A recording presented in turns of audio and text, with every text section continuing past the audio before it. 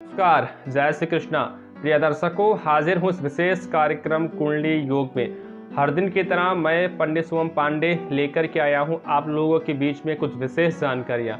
आज मैं बात करने वाला हूँ कर्ज ऋण के बारे में। बहुत सारे ऐसे जातक होंगे जिनके ऊपर कर्ज रहता है, लगातार मेहनत करते हैं, लगातार पराक्रम करते हैं, लेकिन फिर भी कर्ज उनका चुकता नहीं होता है। मेहनत और पराक्रम के बल में उनमें कहीं से भी कोई कमी नहीं है। पराक्रम भी अच्छा खासा कर ले जाते हैं, भाग्य भी बहुत अच्छा खासा रहता है, बुद्धिमान चातुर भी काफी हद तक है, लेकिन फिर भी कर्ज वहां से टस से मस नहीं होता। आज मैं इसी चीज को लेकर के आपके सामने मैं प्रस्तुत हुआ हूं कि कर्ज किन किन वजहों से आपके ऊपर आया है और कर्ज चुकता करने के महा उपाय। तो दोस्तों, या साथ में अगर आपके ऊपर फिर भी कर्ज है, कर्ज के संबंधित आप कंफ्यूज रहते हैं, तो आपको देर नहीं करना। नीचे फ्लैश किए जा रहे नंबरों पे आप सीधा मुझसे बात कर सकते हैं, आप मुझसे निःशुल्क जुड़ सकते हैं। अब मैं बात करता हूँ कर्ज होने के कारण। आज के भागम भाग की स्थिति में, आज के दौरान में हर व्यक्ति सक्सेसफुल लाइफ में बनना चाहते हैं, जहां पे व्यक्ति छोटी छोटी गलती कहीं ना कहीं कर ले जाता है। व्यक्ति के मनुष्य के जीवन में दो प्रकार की समस्या आती हैं, एक तो खुद के किए गए हुए कर्म और एक उसके पिता और पूर्वजों के कर्म। जहाँ पे व्यक्ति बहुत बार समझ नहीं पाता कि मैं मेहनत भी बहुत अच्छी करता हूँ, पराक्रम भी बहुत अच्छा करता हूँ, और मेरे छोटे जो भाई हैं या मेरा पड़ोसी है, फिर मैं बहुत अच्छी तरीके से मैं चलता हूँ, फिर भी मेरे ऊपर कर्ज क्यों रहता है। आज मैं आपको सबसे बड़ा कारण ये मैं बताता हूँ कि जब आप कर्ज लेने जाते हैं तो सबसे पहले आपको मंगलवार के दिन आपको कर्ज लेने से बचना है। साथ में आपको पहले तो कर्ज को अपने मन से ही निकाल देना है कि आपको कर्ज लेने से हर हाल में बचना है, या असुरीय ईश्वर की कृपा आपके ऊपर नहीं रही है, आपके ऊपर कर्ज अगर फिर भी हो चुका है तो उसके बचने के उपाय या उस कर्ज को चुकता करने के महा उपाय। पहले नंबर पे आपका जो घर है, आपका जो ऑफिस है, उसको पूर्णतः साफ सुथरा रखने की आपको जरूरत होती है। दूसरे नंबर पे आपकी जो छत है, छत पे अगर पानी या कचरा जमा होता है, फिर भी आपके ऊपर कर्ज वगैरह हो सकता है। आप अगर कहीं पे कर्ज वगैरह लेने जाते हैं तो वहां पे चर लग्न में आपको हमेशा हमेशा कर्ज लेना चाहिए। चर लग्न का मतलब होता है चलायमान, और स्थिर का मतलब होता है कि वो चीज विद्यमान हो जाना। अगर आपने स्थिर लग्न में कभी कर्ज आपने ले लिया तो वो कभी चुकता नहीं हो पाता। उस कर्ज को चुकता करने में आपको बहुत ज्यादा परेशानी वगैरह होती है, यहाँ तक संपत्ति वगैरह भी, क्रय विक्रय वगैरह भी वो करवा देता है। तीसरा कारण, आपके घर में अगर बंद घड़ी पड़ी रहती है तो भी आपके ऊपर धन वैभव को लेकर के दिक्कत परेशानी वगैरह हमेशा हमेशा बनी रहती है। साथ में अगर आपकी जीवन संगिनी, आपकी लाइफ पार्टनर, अगर वो आपसे नाराज या फिर नाखुश रहती है, फिर भी आपके ऊपर कर्ज फिर भी हो सकता है, क्योंकि स्त्री को घर की लक्ष्मी मानी जाती है, और जब आपकी पत्नी आपसे नाराज होगी ना, तो आपकी घर की लक्ष्मी ही नाखुश हो जाएंगी, फिर आपके ऊपर कर्ज वगैरह हो सकता है। चौथा सबसे बड़ा कारण ये होता है कि आप अपने जब भी किसी बिजनेस या फिर किसी कार्य वगैरह को लेकर के शुरुआत करते हैं, तो आप कुछ देर के लिए मानिए कि आपका लग्नस्थ है आपका मेष, जिनके स्वामी होते हैं मंगल। आपका जो कर्मांश है, जिनकी जो राशि बनती है कुंभ, जिसके स्वामी होते हैं शनि। तो आप अगर प्रॉपर्टी के संबंधित या फिर प्रशासनिक क्षेत्र में अगर आप पकड़ बनाने के प्रयास वगैरह करते हैं, निश्चित तौर पे आपको सफलता मिलेगी ही मिलेगी। अब आपको यहाँ पे समझने की बात यह है कि बहुत सारे मैंने ऐसे जातकों को मैंने देखा है कि मेरा पड़ोसी ये कार्य करता है तो मैं भी उस कार्य को मैं शुरुआत वगैरह मैं कर दूं, मेरे पास में पैसा नहीं, मैं वहां से कहीं से भी मैं कर्ज वगैरह में ले लूं, मैं इस कार्य को मैं कर दूं। जहां पे उसका लग्न, उसका कर्मांश और उसका भाग्य से ही उसके लिए वो चीज बनी ही नहीं।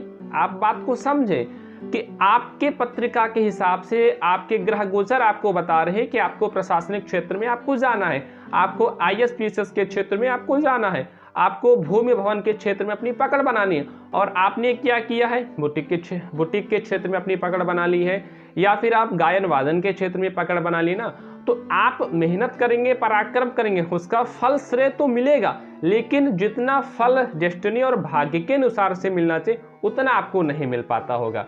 तो ये कारण रहते हैं। इन सारी चीज़ों से आपको बचने की ज़रूरत है। या आप किसी कार या फिर आप किसी बिजनेस वगैरह के लिए तैयारी वगैरह आप बना रहे, तो नीचे फ्लैश किए जा रहे नंबरों पे आप एक बार ज़रूर हमारे एक्सपर्ट से, हमारे ज्योतिषियों से आप सलाह लें। वो आपको बताएंगे कि आपके लिए कौन सा कार्य उचित रहेगा, वो भी निःशुल्क। अब मैं बात करूँगा कर्ज चुकता करने के महा उपाय के बारे में। आपको एक जलदाल आपको नारियल लेना है। नारियल के साथ में आपको थोड़ा सा पीला सिंदूर लेना है। उसी सिंदूर से आपको नारियल पे एक स्वास्तिक बनाना है। स्वास्तिक बनाने के बाद में एक चमेली के तेल की दिया आपको बनानी है, वो भी एक मुखी मिट्टी के दिए में। दिया बनाने के बाद में आपको जाना है हनुमान जी के मंदिर में, और उस नारियल को हनुमान जी को आपके ऊपर अर्पण कर देना और हनुमान जी से प्रार्थना करना है। प्रार्थना करने के साथ में हनुमान जी के ऊपर गुड़ और चने का प्रसाद लगाना है।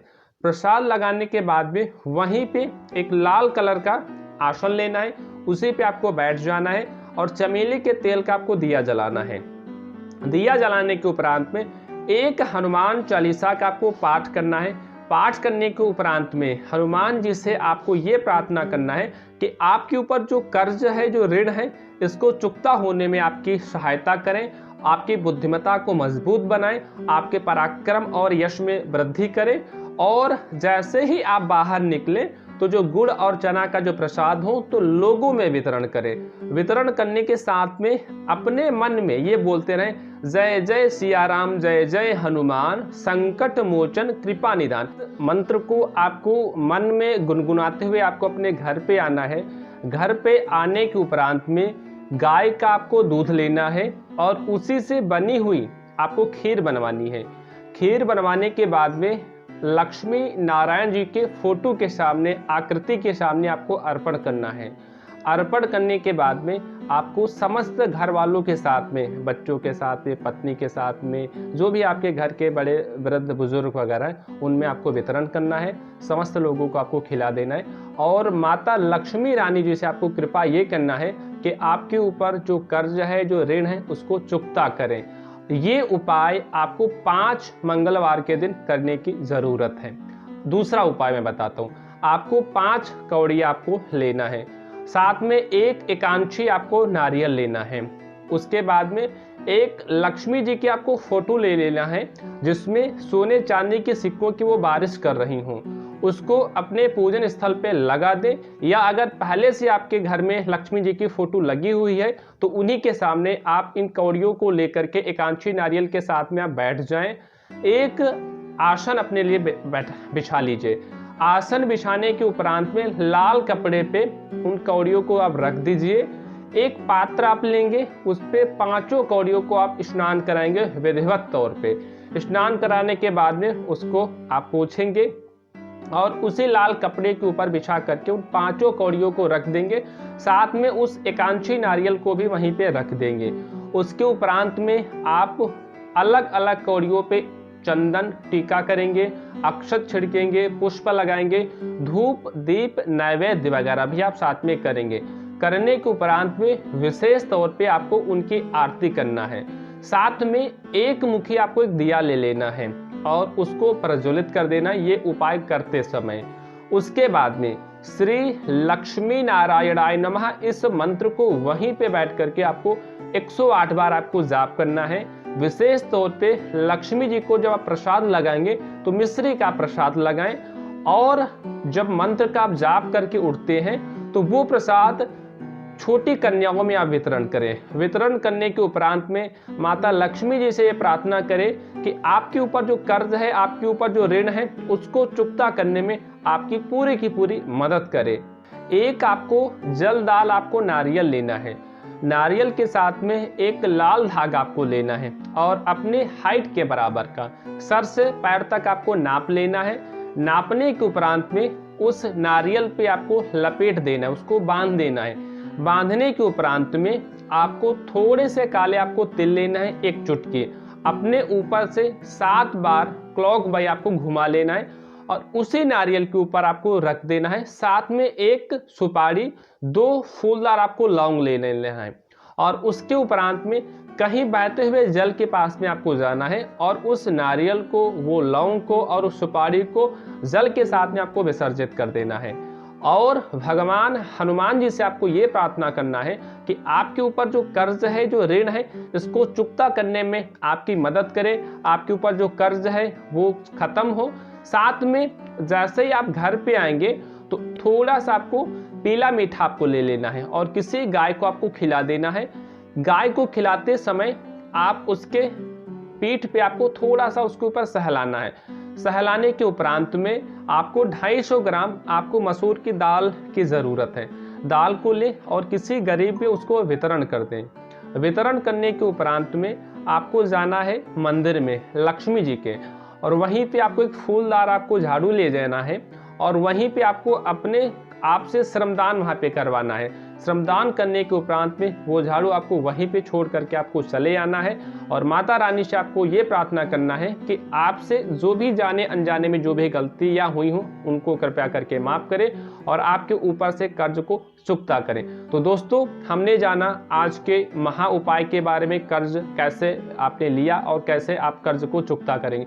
हम फिर मिलेंगे कुछ विशेष जानकारी के साथ में। तब तक के लिए आप व्यस्त रहें, किसी को निराश ना करें। जय श्री कृष्णा, राधे राधे।